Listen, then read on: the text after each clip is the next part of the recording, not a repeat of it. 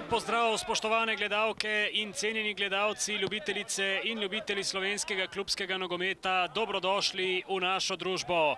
Pred dobrimi 10 sekundami se je začela zadnja tekma 22. kroga Prve lige Telekom Slovenije v športnem parku v Kidričevem na najbolj vzhodnem prvoligaškem prizorišču.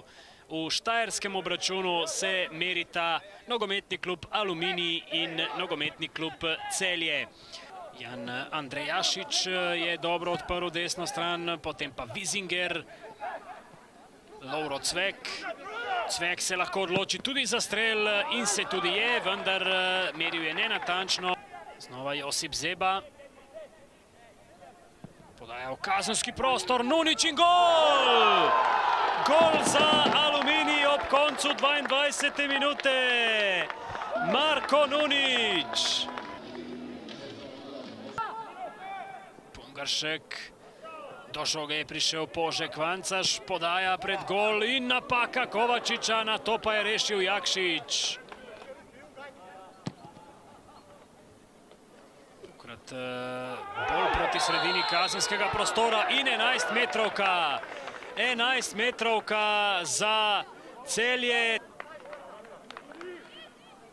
Matej Jug je dal znak. Požek Vancaš in obramba Matije Kovačiča.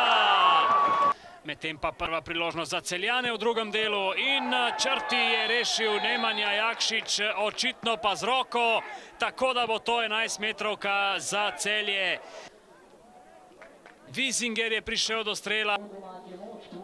No, vendar pa izključitev domačega branilca čaka na znak Mateja Juga. Pišek zelo zanesljivo in 1:1 je v 48. minuta. Tilen Pečnik s podajo na prvo vratnico in gol! Elvedin Džinić v 86. minuti. Ali je to gol za zmago Celja?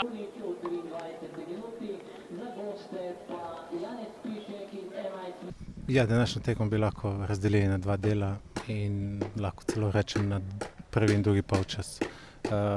V prvem polčasu popolnoma enakovredna igra.